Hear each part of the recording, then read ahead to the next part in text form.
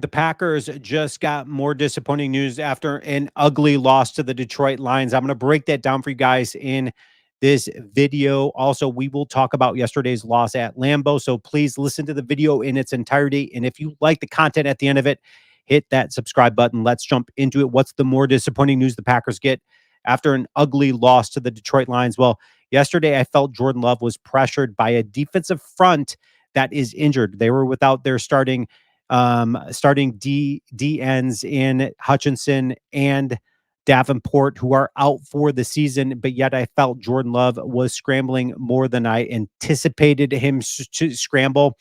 He is hurt, and it was his decision to play. And I think it was a great decision by the Packer organization and Jordan Love to go out there, because I think he sent a statement to the team of just like, hey, listen, I'm hurt. I was injured. I'm going to fight through that. I'm going to play in this game. I feel I give us the best chance to win. And I think it was a great decision by Jordan Love to go out there and play. Now he does have the bye week to heal up, and the rest of the team has the bye week to heal up, all of that, which is great. But the next time these two teams meet, the Packers are going to get even more pressure from the defensive front. What do I mean by that? Well, Zadarius Smith, we all remember this name. He had success as a Green Bay Packer, and he's having success this season. He's got 5 sacks, 16 solo tackle. He is 32 years old. He is aging. He's getting up there, but the dude still has some gas in the tank.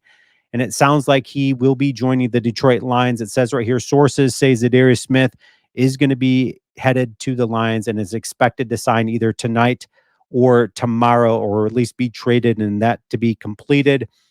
Not great news for the Packer fans out there or the Packer organization, because now they're going to have to account for Zadarius Smith. They already had their hands full from this defensive front of the Detroit Lions, and it sounds like they are going to have their hands full even more with Zadarius Smith joining that team. And then all of a sudden I read this article that says last minute deals Packers must make at trade deadline after an ugly loss to the Detroit Lions. Hold up, pause a second.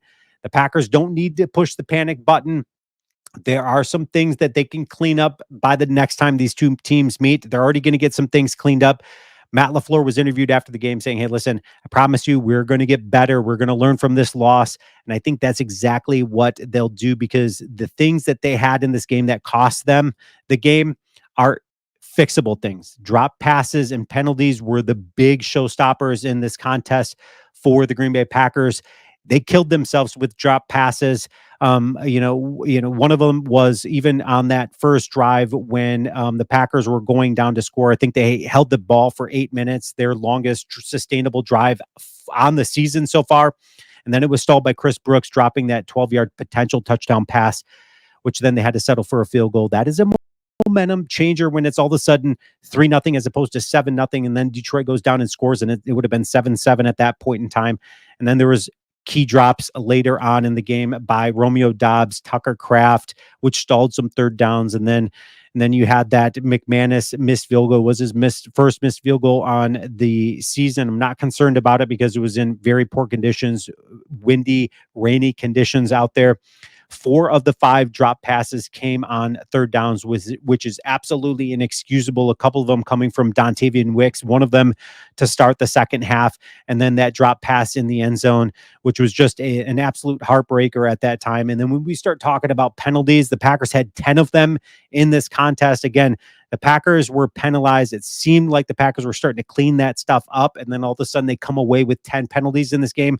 They looked like the away game at Lambeau Field. They look like the away team at Lambeau Field, which is inexcusable for the Green Bay Packers. They did look not really well prepared. And you look at the offensive line, Josh Myers, of course, not the greatest center in the league, but his presence was missed at center because Jenkins clearly not used to playing that position, had a lot of low snaps in the game. I think there was like 4 fumbles by Jordan Love on those low snaps. So when you take into effect that, and then that pick 6 by Jordan Love, a lot of things, to clean up for this Packer team. I think a lot of fixable things, but when we start talking about penalties that just completely stalled drives when we had momentum going in our favor, would have been a different game. And hopefully the outcome is going to be different. To Lions fans out there, I would say, hey, remember last season when the Packers lost at home and then went into Detroit and won? I'm hoping that's going to be the case the year as well. That being said, let's take a look at the totals. Of course, the Packers lose this one 24-14. Total yards, the Packers dominated, but that was because they need to play catch up, and so I'm not concerned about that stat right there. Packers had 411 yards to 261 yards passing. Jared Goff didn't need to pass a lot. He did seem to, and now a lot of his passes I'm seeing are a lot of short dink and dunk passes. Two, I think, over 10 yards or something, 20 yards like that. It was 137 yards passing for Jared Goff, 273 for Jordan Love. But the big storyline here is third down efficiency. The Packers were only 3 of 12. Lions were also really poor, 4 of 12 on third down efficiency, 2 of 2 on fourth down. Packers 2 of 3. Penalties were huge. That's a anytime you're gonna have penalties and then turnovers, you're gonna lose both those categories. You're gonna lose the game, hands down. Packers had 10 penalties for 67 yards. Lions had 5 for 51. Of course, Branch getting so two of those penalties came in one play for the Lions, and then the Packers had that pick six. So the Packers lost the turnover battle in this one as well with that pick six. Let's take a look at the individual stats. He had Jared Goff, 18 of 22, one touchdown, 145 yards. He had a passer rating of 109. Jordan Love had a passer rating of 69. Not as great, that's for sure. 23 of 39, 273 yards. But again, a lot of those should have been caught passes by the receiving team.